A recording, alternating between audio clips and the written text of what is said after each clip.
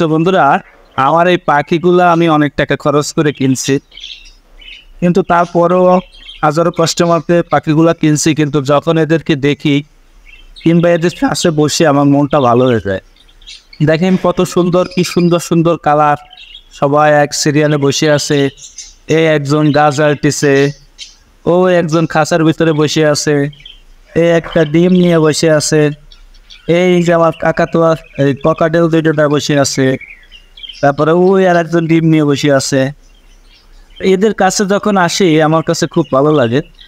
আর এগুলো আমি ঘরের ভিতরেই রাখছি, আর এই যে জানলার আলো পড়তেছে, জানলাটা খুলে দিয়ে রাখছি যাতে একটু গরম কম পড়ে। আর এগুলোর যত্ন সহ কেমনভাবে যত্ন করতে হয় ততটা হয়তো আমি ঠিক জানি না। তো পাখি যখন কিনছি আস্তে আস্তে ইনশাল্লাহ শিখে যাব। আর আমার এখন এই যার একটা বাচ্চা দেখাই, এই যে এটা 6টা বাচ্চা ফুটাইছে, এই যে 6টা বাচ্চা ফুটাইছে। তো খুব ছোট ছোট বাচ্চা, এমন মনটা একটু ভালো।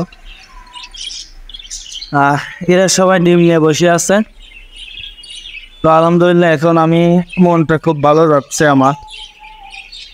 দেখে পাখিগুলোর কাছে যখন আমি বসি তখন আমার মনটা ভালো যায়। পাখিগুলো আমার অনেক খরচ হয়, যদিও বা এত সামর্থ্য আমার নাই, তারপরেও মোটামুটি যথেষ্ট ভালোবাসা আমি পাচ্ছি এদের কাছে। যত কষ্টের মাঝেও এদের কাছে আসলে এদের বিভিন্ন খেলাধুলা, বিভিন্ন চালচলন দেখলে মনটা ভালো হয়ে যায়। তো এই পাখিগুলো আমি বেচবো। আপনারা যদি পারবে, এটা হচ্ছে লুটিনো বারেসা, ওই খরচগুলা এগুলো একটু দামি। আর সবগুলো মোটামুটি কথাদের পাখিটা নিয়েছে হচ্ছে আপনার এই 1 জোড়া পাখি নিয়েছে 4,000 টাকা। তো মোটামুটি সবাই আমার জন্য দোয়া করবেন, আমার পাখিদের জন্য দোয়া করবেন, আমিও আপনাদের জন্য দোয়া করবো। সবাই ভালো থাকবেন। আসসালামু আলাইকুম। আরেকটা দেখাই কাজ দিয়ে।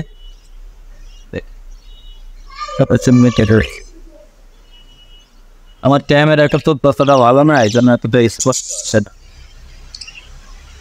এই এই তুমিও কি ওই হুজুরের মতো শ্যাম্পু লাগাবা? তোমরা এত ভয় পাচ্ছ কেন? কালকে দুজনে যে খাসা একটা হাড়ি কিনে নিয়ে এসেছি। এই এদিকে আসো, ওরা নতুন বাসায় এসে তো একটু ভয় পাই।